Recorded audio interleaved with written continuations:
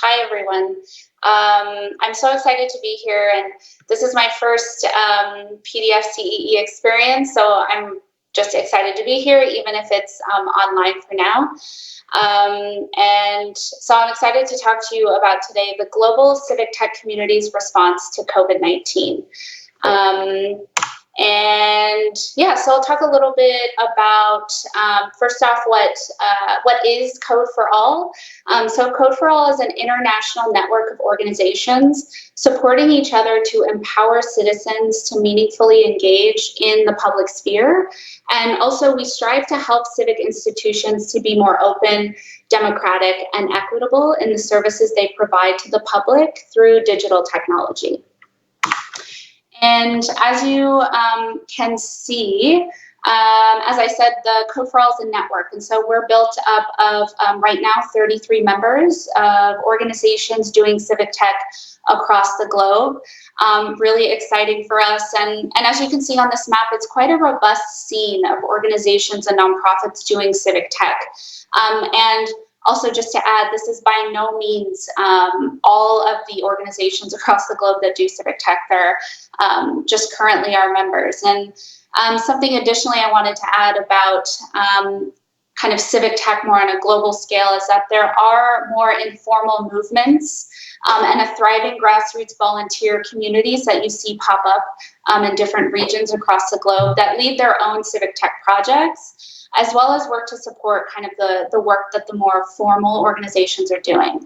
And so I think these two things have really built quite a dynamic civic tech community across the globe.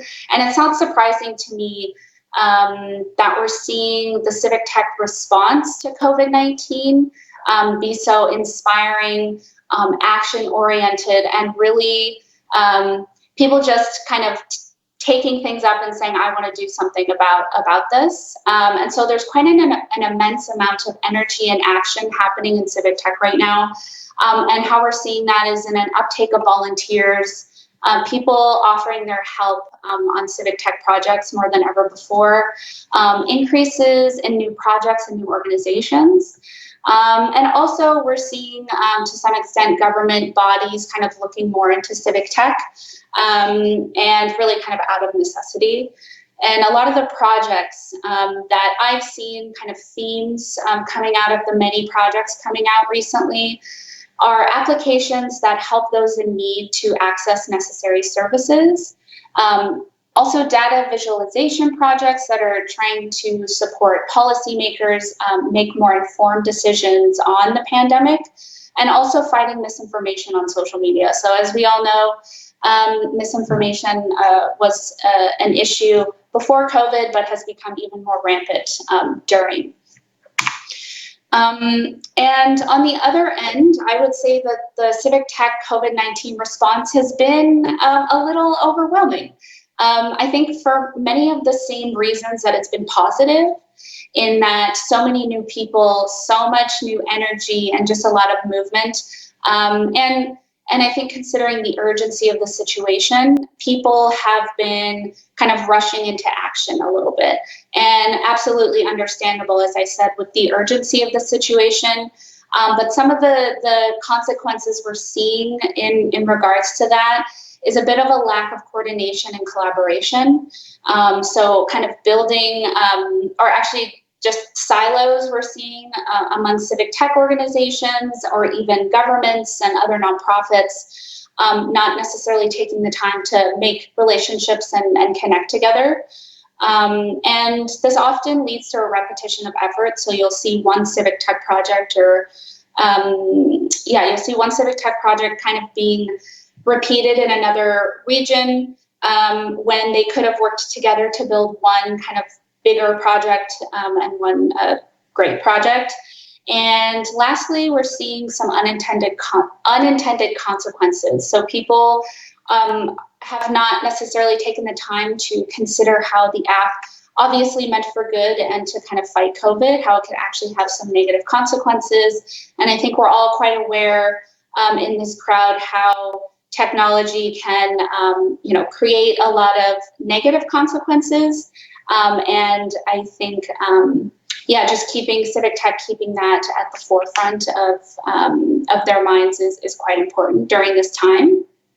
And I would say in this context, Code for All's response and kind of what I see our role as being is to really make civic technologists take a step back and to slow down a little bit. And I believe this really will enable greater impact and allow us to go further together. And when I say kind of slow down, it's really just this channeling of this inspiring and overwhelming energy of the global civic tech community to work to support and learn from each other. So as you saw on that map, there was many organizations, and a lot of them have so much experience and expertise, and we really need to take the time to learn from each other's mistakes and each other's experiences.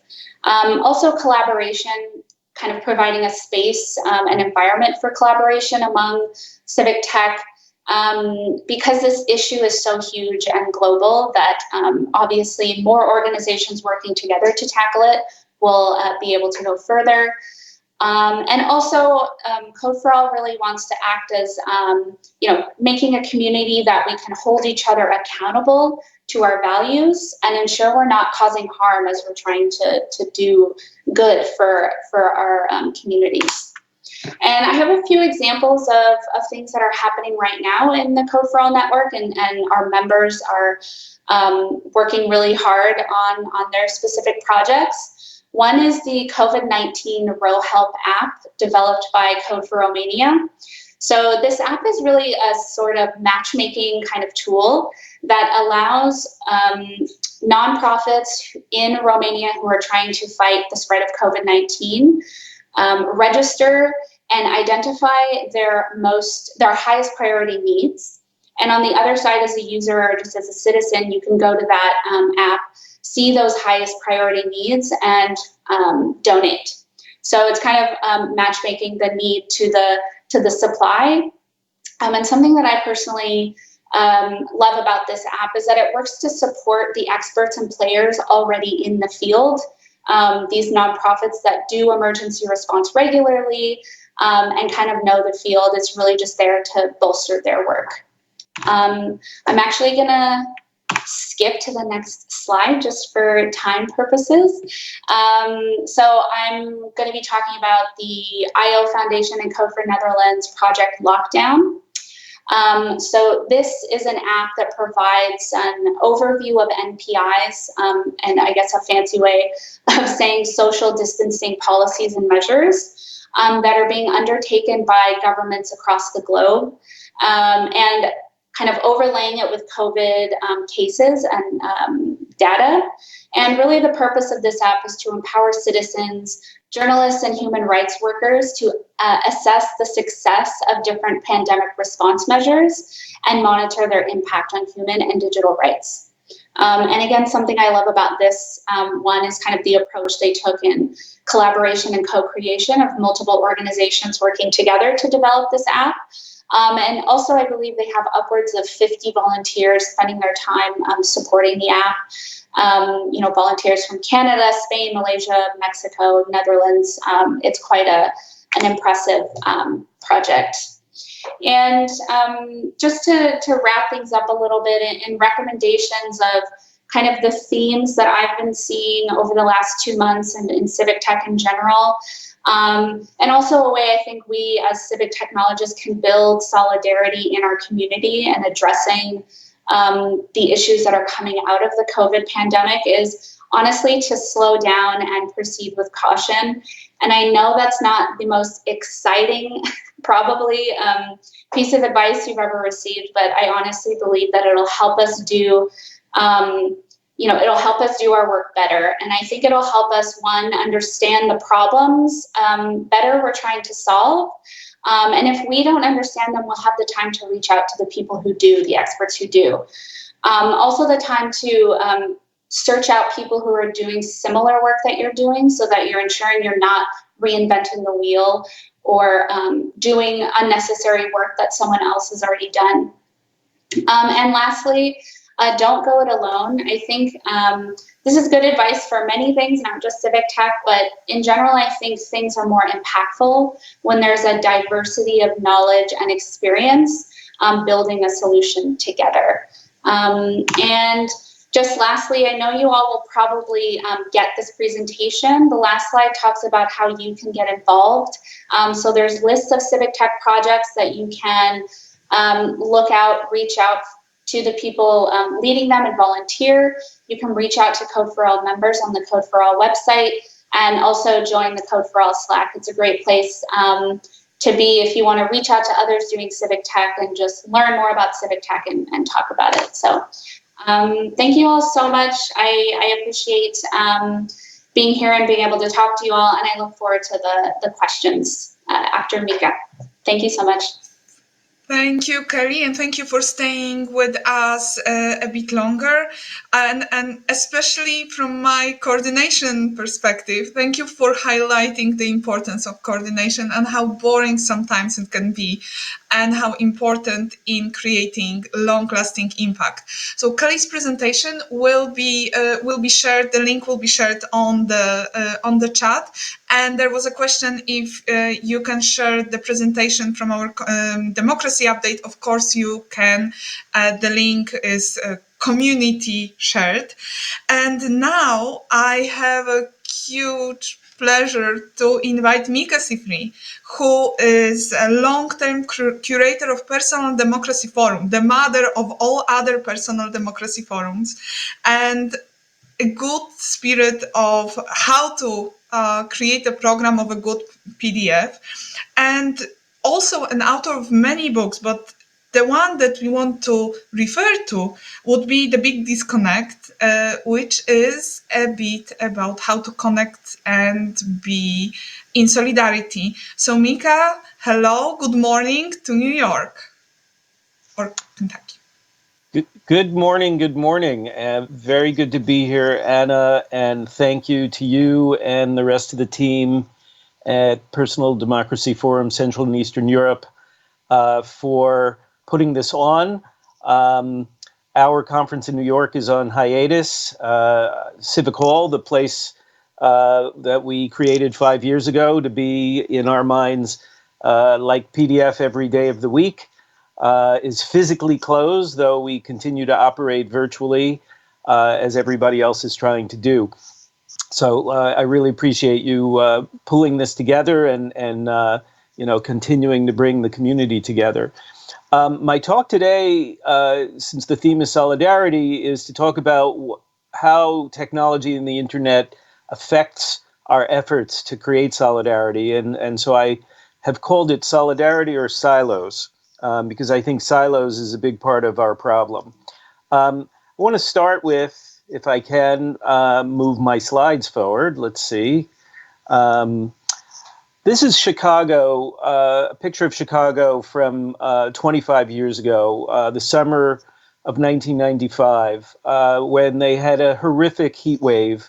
And for 5 days straight, temperatures were dangerously high, so high that many people who could not get to cooling centers got ill, and more than 700 people died. And in the wake of this disaster, a sociologist named Eric Kleinenberg wrote a book, went to study what happened here in Chicago, and he did what he called a social autopsy of the disaster, to try to understand how so many people in one of the richest cities in the world could be left to die.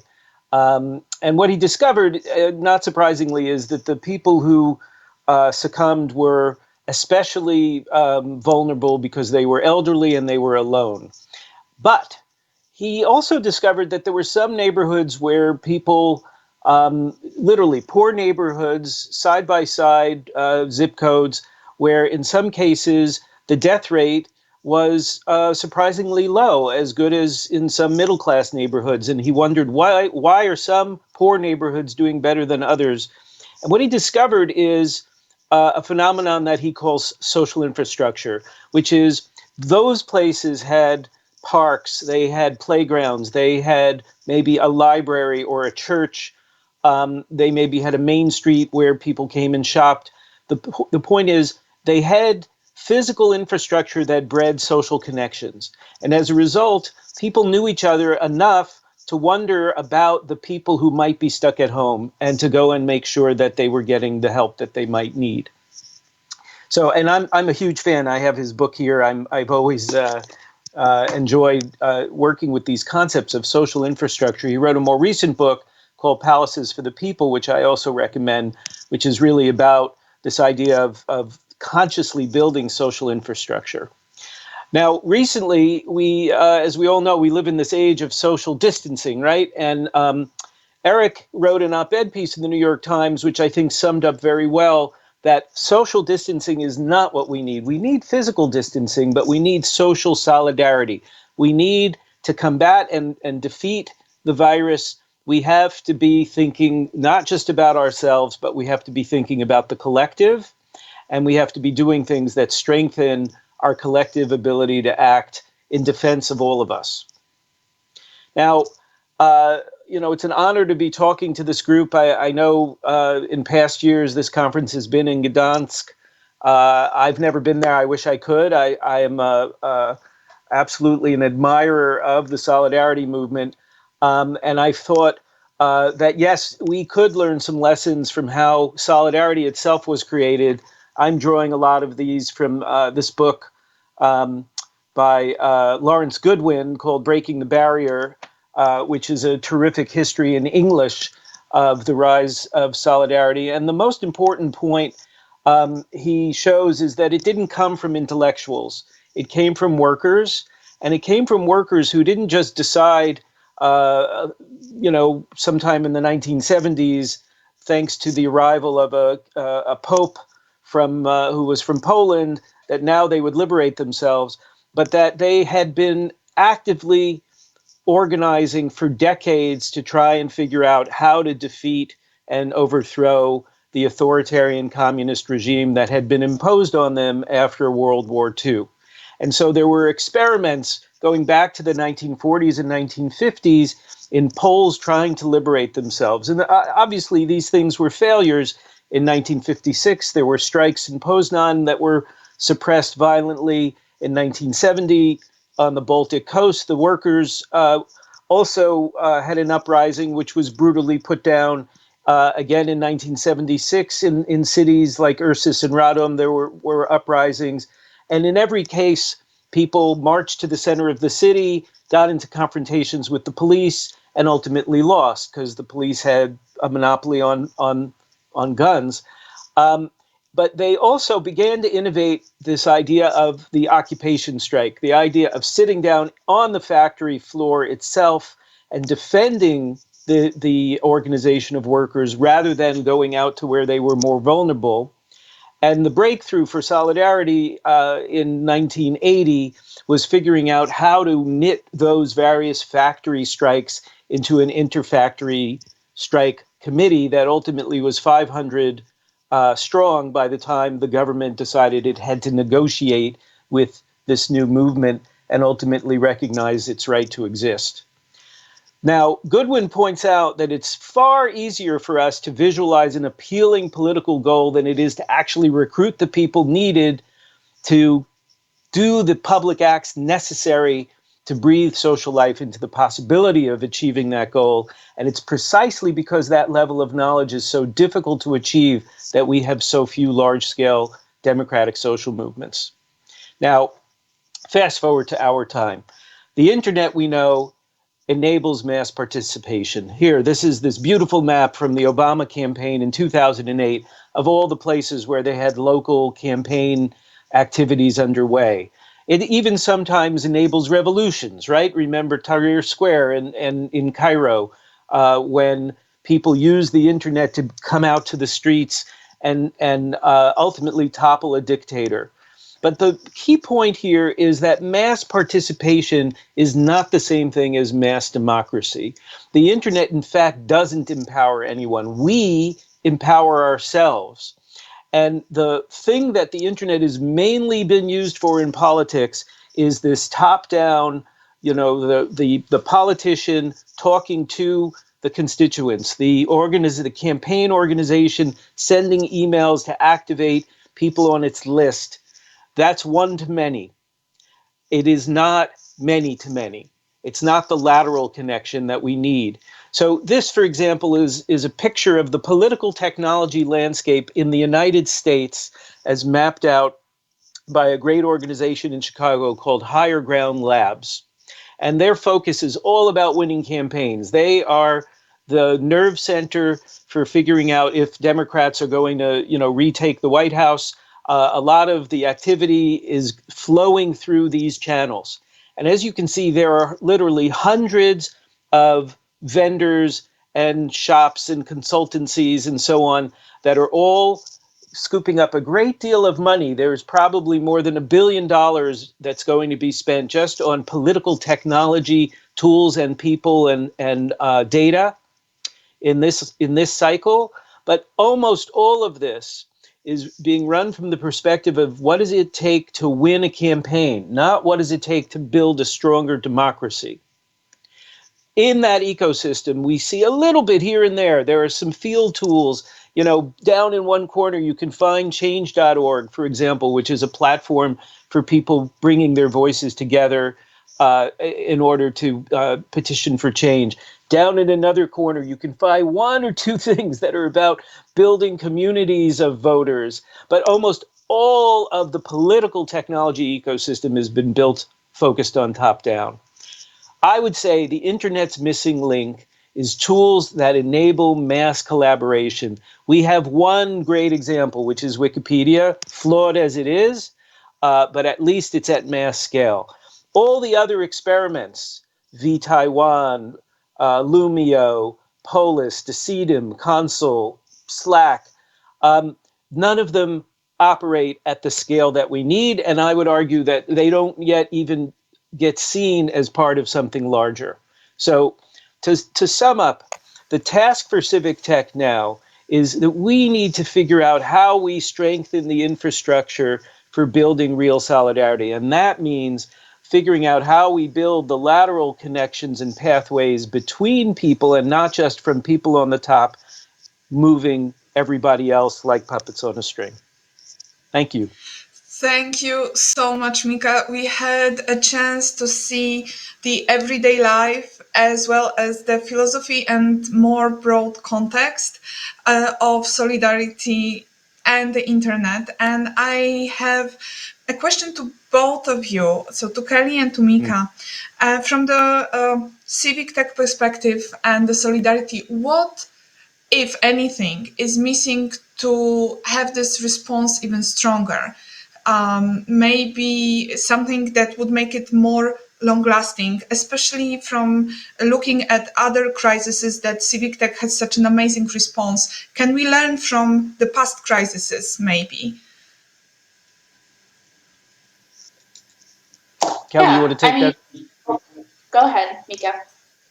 Oh, well, I think that we have seen in past crises, we do see moments where people rally quickly. Kelly talked about, some of these projects having 50 or more volunteers working on them from around the world. I think that one of the lessons from the rapid response to crises more and more is don't rush in. Stop and think and also pay close attention to what people on the ground themselves say they need. This is a unique crisis in that it is happening everywhere at once, not, a hurricane hitting one particular country. And so I think we're in unique circumstances. But I suspect our other problem is at the level of consciousness and focus. We have to be careful to figure out where to put our time, and we are so easily distracted and pulled towards the things that will solve a local problem or maybe a national problem at best. It's extremely difficult to get people to think globally and coordinate globally.